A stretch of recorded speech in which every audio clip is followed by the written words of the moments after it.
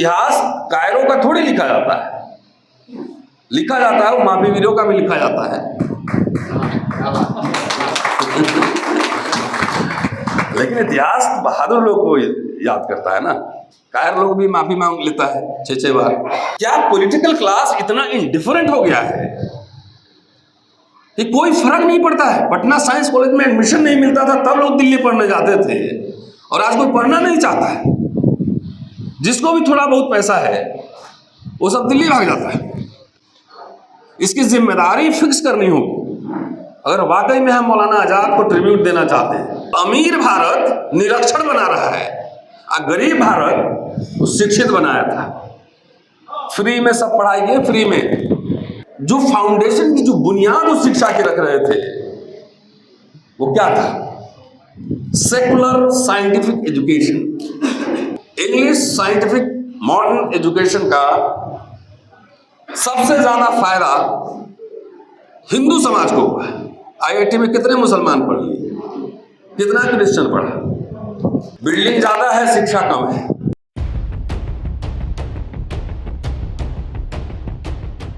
आप सभी को मौलाना अबुल कलाम आजाद जी की जयंती की बधाई। मेरे से पहले इम्तियाज साहब बोल चुके हैं, बाद में बोलने का नुकसान ये होता है कि सब कुछ बोल ही चुके होते हैं तो मैं क्या बोलूँगा।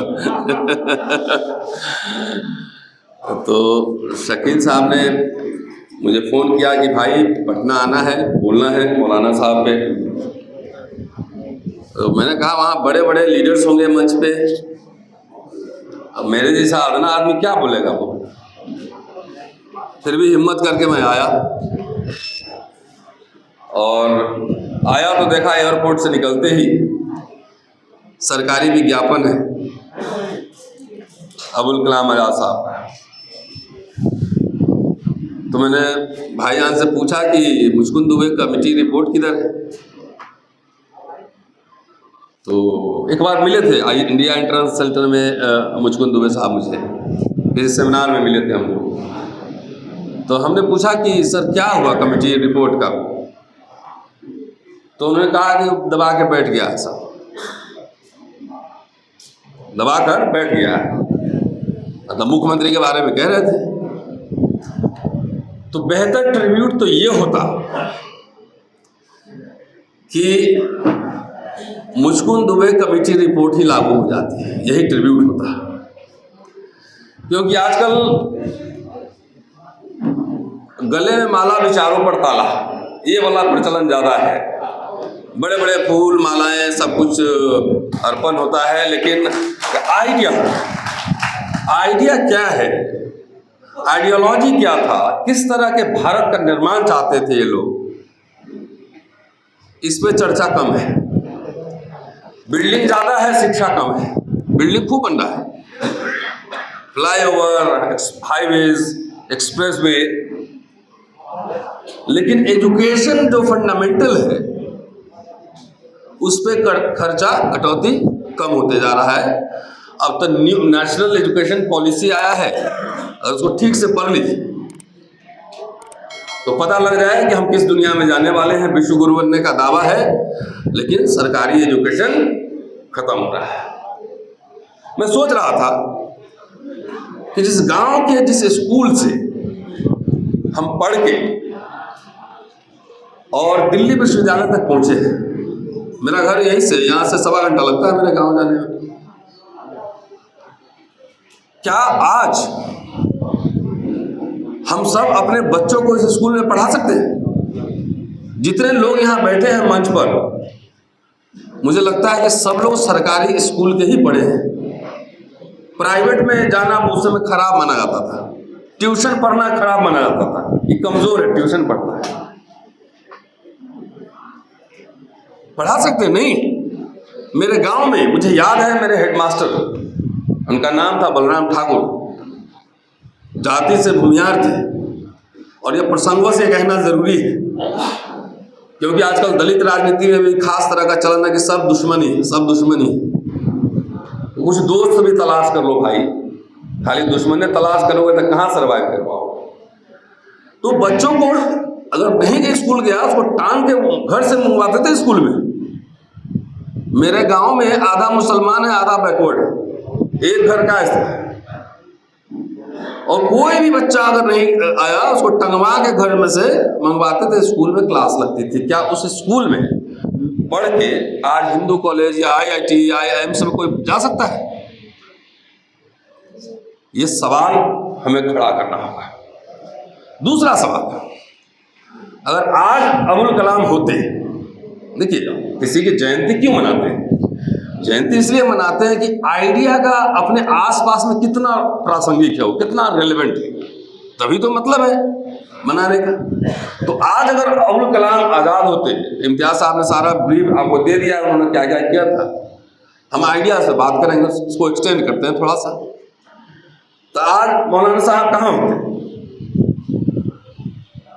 अर्बन नक्सल होते, जेल में होते। अर्बन नक्सल होते और जेल में होते। अभी आप बार बार ये बात होती है कि इस्लामिक स्कॉलर थे मौलाना आज़ाद, फाइन,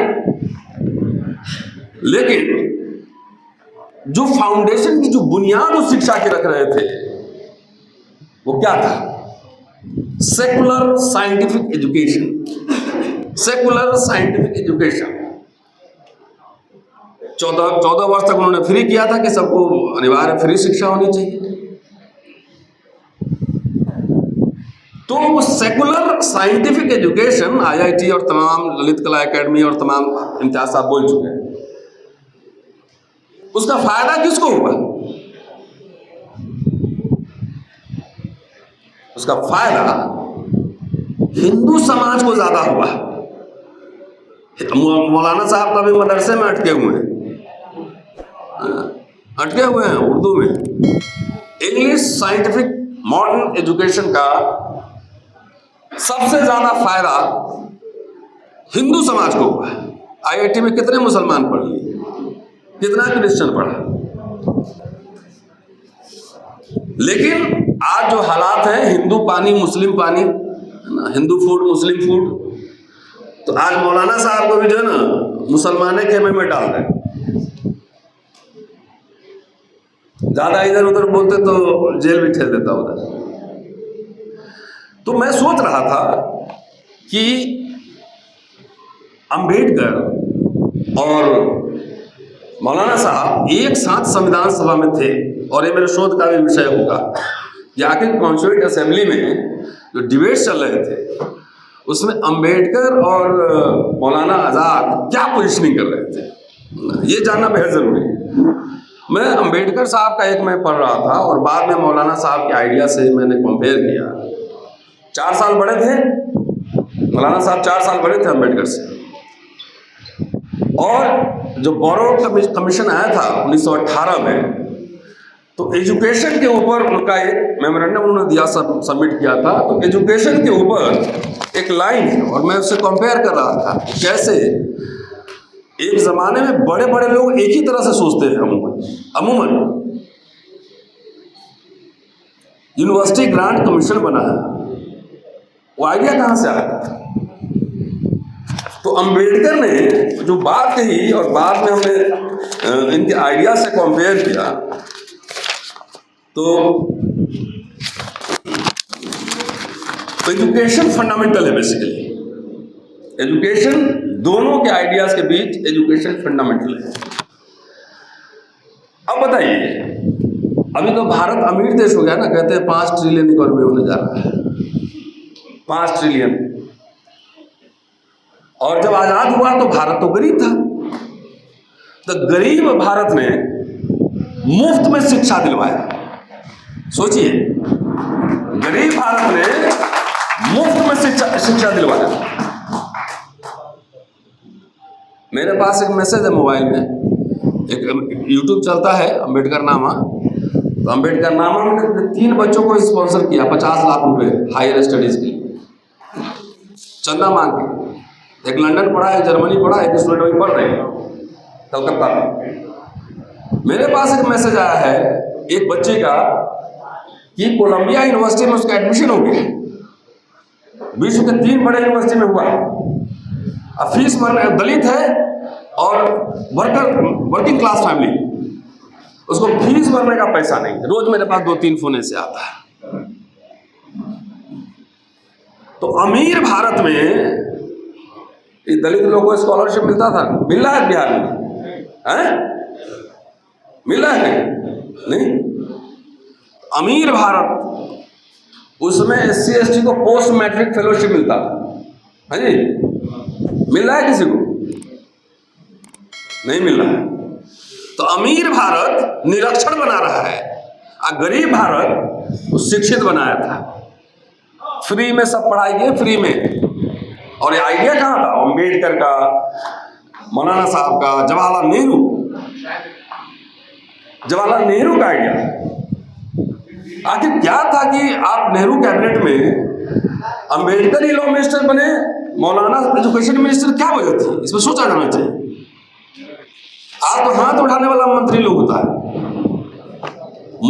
मस्तिष्क का इस्तेमाल नहीं करता है। सरकार से जो PM CM जो कह दिया हो गया।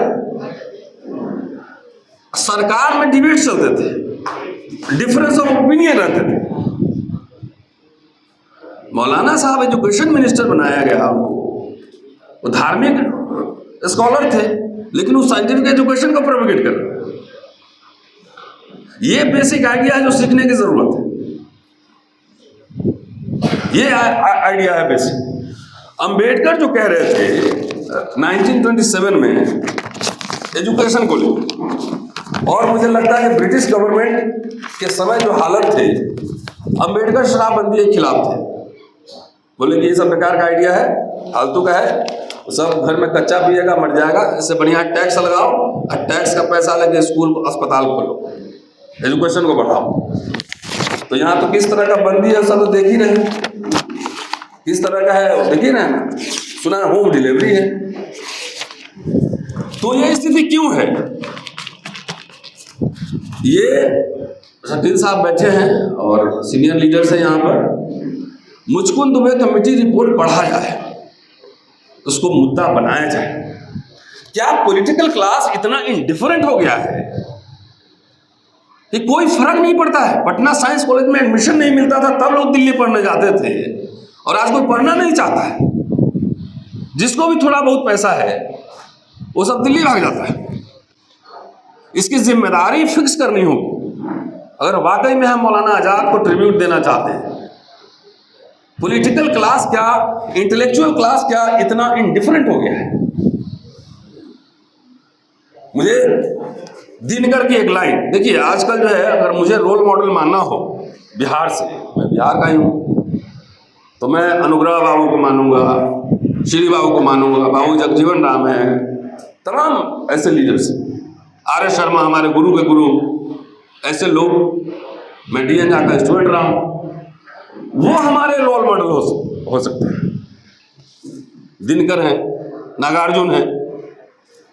लेकिन आजकल कौन रोल मॉडल बन रहा है? लड़का सब रील जरा चेक कर लीजिए, रील जो बनाता है ना, रील चेक कर लीजिए, पता लग जाएगा उसका रोल मॉडल कौन है। हमको RS शर्मा मेरे हो सकते ना हीरो आइडियल, मैं उनको देखा हूँ, सुना हूँ, पढ़ा हूँ। तो आजकल रील देख लीजिए, पता लग जाएगा ये कैसे सब जात जात का खाली अब हो गया है, जात जात। और वो विद्वान रोल मॉडल मानो तो समझ में आएगा, बाहुबली लोग, पढ़े लिखे लोगों का रोल मॉडल हो रहा है। ये फैक्ट है। तो क्या हम इंटेलेक्चुअल बैंकरप्सी की ओर जा रहे हैं? ये सवाल उठाना पड़ेगा। पॉलिटिकल, ये बहुत ऐतिहासिक जगह पे मैं बोल रहा हूं। आप उठा के देखिए, संसद के बहसों को उठाकर देखिए, कितने शानदार डिबेट्स होते थे। हम किस तरह का पॉलिटिकल क्लास बना रहे हैं? हाउस में जाके क्या बोल रहे हैं? हम तो वापस लौटना चाहते हैं बिहार, लेकिन करेंगे क्या?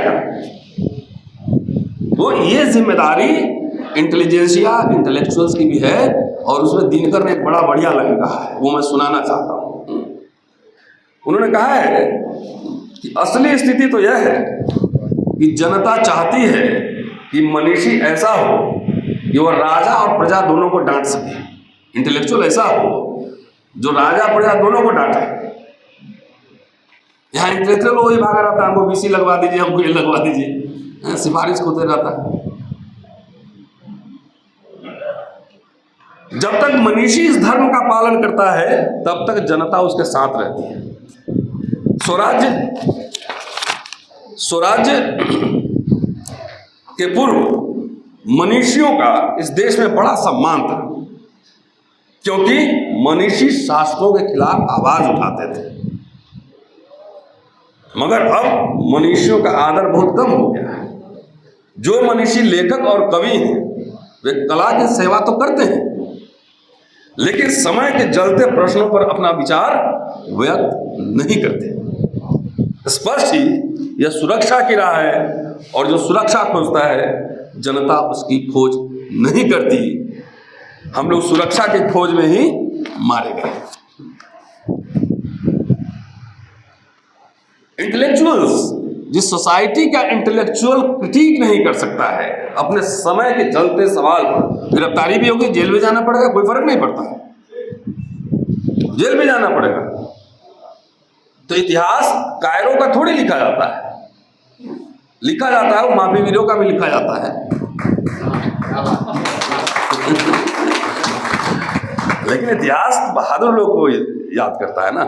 कायर लोग भी माफी मांग लेता है 6-6 बार। चलिए आगे, बड़ा दिलचस्प है, इसलिए मैं ढूंढ के लाया हूं। बिहार जा रहा हूं तो दिनकर साहब को थोड़ा कोट किया है। लिख रहे हैं कि आज तो स्थिति यह है कि जिस समाज में हम जीते हैं उसका प्रोप्राइटर राजनीतिज्ञ है,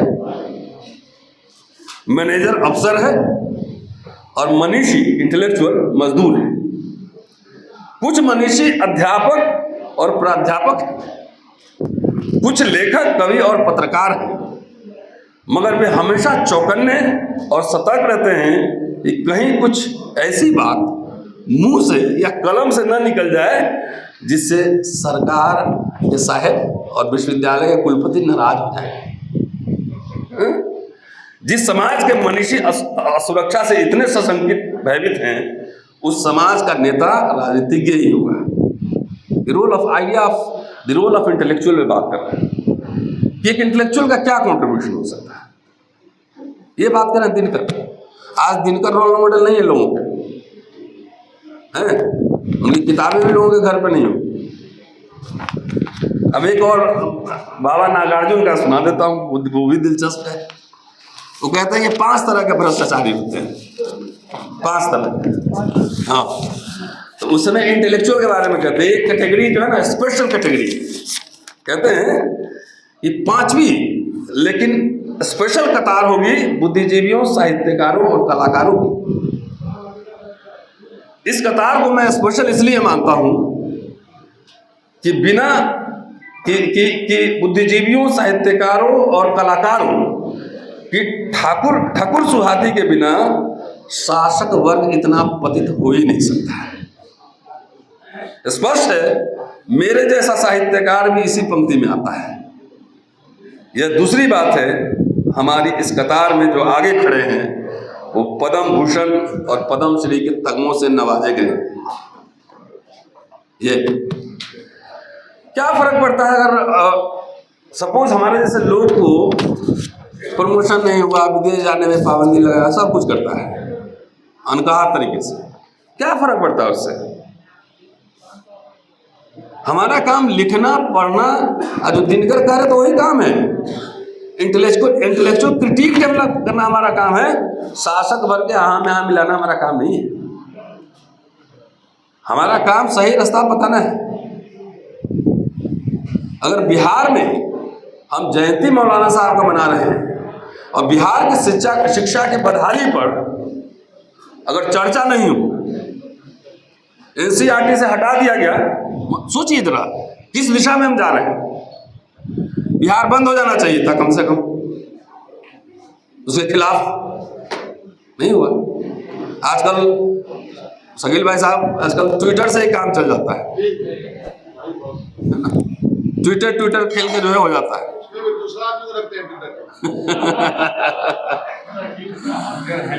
तो ट्विटर और फेसबुक से काम चल जाता है आजकल। तो सड़क पे कौन उतरेगा? आप लोग चाहते हैं कि भाई सोशल एक्टिविस्ट लोग जो है ना माहौल बना के थोड़ा सा टाइट कर दे माहौल की इलेक्शन जीत ले। सोशल एक्टिविस्ट तो अपना काम 5 साल करता ही रहता है। यहाँ मंजीत बैठा हुआ है इधर दिल्ली से आया, तो हम लोग अपने हिस्से का काम करते ही रहते हैं। कुछ पॉलिटिकल क्लास में हम अपने कम्युनिटी का भी क्रिटिक कर रहे हैं कि पढ़े लिखे लोग का क्या कंट्रीब्यूशन है अभी,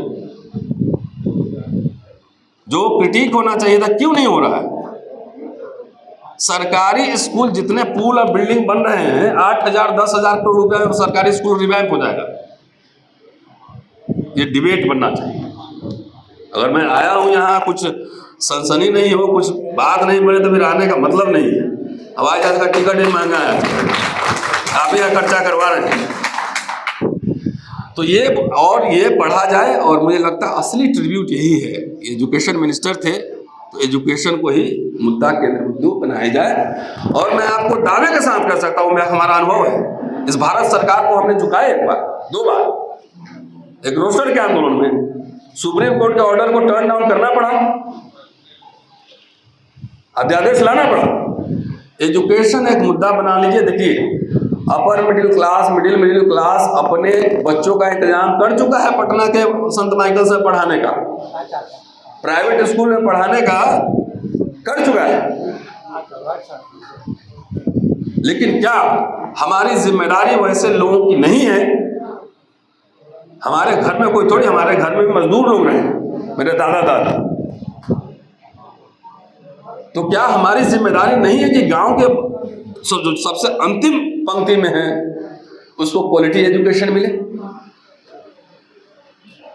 ये मुद्दा बनना चाहिए।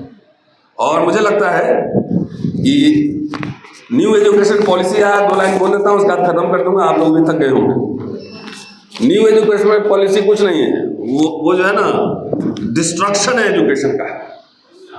बड़े बड़े गोल मोल फ्रेजेस दिए गए हैं, 64-65 पन्ने का दस्तावेज है। सोशल जस्टिस अचीव करना है, ये करना है, पूरा लीडिंग कराना है। अब पूरे डॉक्यूमेंट में जाएंगे तो रिजर्वेशन का एक जगह भी जिक्र नहीं, सोशल जस्टिस का 2 जगह जिक्र आया है, SC ST OBC का 1 जगह आया है, ऑटोनॉमी 21 बार जिक्र हुआ है। ऑटोनॉमी का मतलब क्या है? अपना फंड अपने इस्तेमाल इंतजाम कीजिए। ऑनलाइन क्लासेस 50, मोबाइल का डेटा बढ़ा रहे हैं अडानी अंबानी, महंगा कर रहे हैं। ऑनलाइन 50 बार, डिजिटल टर्म 38 बार आया है। मैं पढ़ाता हूं विश्वविद्यालय में, और मैं उस विश्वविद्यालय में पढ़ा भी। तो मुझे लगता है कि जिस लेवल पे डिटोरिएशन है एजुकेशन का, हर लेवल पर, इसलिए एजुकेशन किसी समाज को अगर गुलाम बनाना हो, बैकवर्ड करना हो, तो सिर्फ एक चीज कर दीजिए, उसको एजुकेशन को पंक्चर कर दीजिए। एजुकेशन को पंक्चर कर दीजिए। यही हो रहा है। क्यों हो रहा है? इसका कारण है, आजकल मैं दलित पॉलिटिक्स में थोड़ा क्रिटिकल बोल रहा हूं। ये जब भारत गरीब देश था तो सबको फ्री में एजुकेशन मिल रहा था, फेलोशिप स्कॉलरशिप मिल रहा था। कैसे इस मिडिल क्लास का फॉर्मेशन हुआ दलित में? क्या इंदिरा गांधी बैंक का नेशनलाइजेशन की तो कितने दलित के बैंक थे जो बैंक चले गए? अगर इंदिरा गांधी ने लैंड रिफॉर्म किया, जमींदारी उन्मूलन किया, तो दलितों की कुछ जमींदारी थी क्या? प्रीवी पर्स खत्म किया तो कोई यहां था? कोई राजा रजवाड़ा दलित का था? नहीं था। तो the middle class was form because of the public sector unit, free education, fellowship, उससे बना है। अब RSS वाला सब समझ गया है कि सब सरकारी स्कूल में पढ़ के आया, बहुत बुरा बात करता है यूनिवर्सिटी में, उसको चैलेंज तो इसी क्लास से आ रहा है ना। तो इसीलिए वो कह रहा है कि इसी सरकारी स्कूल से आया है, सब चंदा भी दे रहा है, आंदोलन करवा रहा है सब, तो सरकारी स्कूल ही बंद कर दो, काट दो। 27,000 स्कूल बंद होने का उत्तर प्रदेश में आ गया है। बिहार में फेलोशिप मिलता है जी, बिहार वाला है, नीतीश कुमार जी बंद किए थे 16 में, तब कोई मुद्दा नहीं बन रहा है।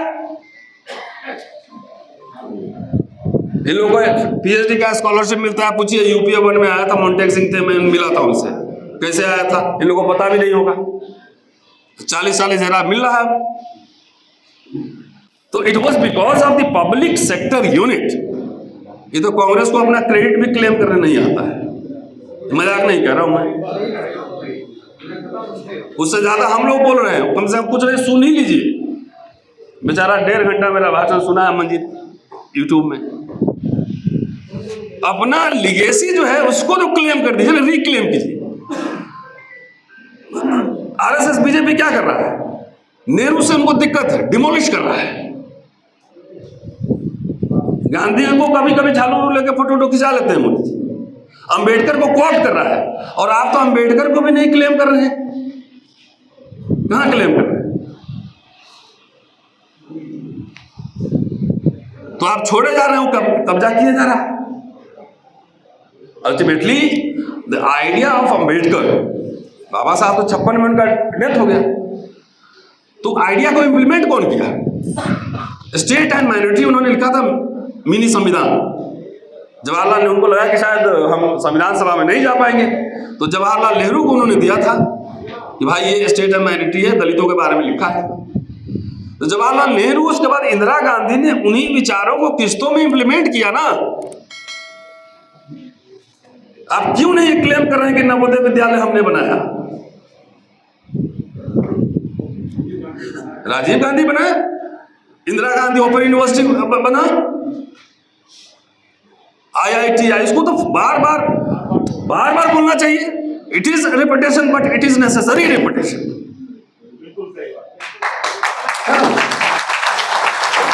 कि मोदी जी आरएस जो बेच रहे हैं वो किसका बनाया बेच रहे हैं? हैं? तो बोलते का है नहीं, चढ़ के दबा के बोलिए।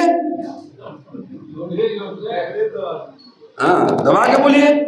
लेफ्ट के हिस्टोरियंस, सोशलिस्ट, कुछ लेफ्ट के हिस्टोरियंस, एक्टिविस्ट लोग पॉलिटिकल क्लास की लड़ाई लड़ रहा है। जवाहरलाल नेहरू को कांग्रेस डिफेंड नहीं कर रहा, लेफ्ट के हिस्टोरियन डिफेंड कर रहे हैं, because he was maker of modern India. उसी तरह कलाम साहब हैं, पूरी आप लिगेसी देखिए ना, गैलेक्सी ऑफ पढ़े लिखे स्कॉलर्स थे सब। वो कैबिनेट उठा के देख लीजिए और आज का कैबिनेट उठा के देख लीजिए, कंपेयर कर लीजिए, क्वालिटी पता लग जाएगा। इस मुद्दे को पूरा आप एजुकेशन स्ट्रीट फाइट, जिसका जिला में कार्यालय एक्टिव नहीं होता है ना, उसका सरकार भी नहीं बनता है।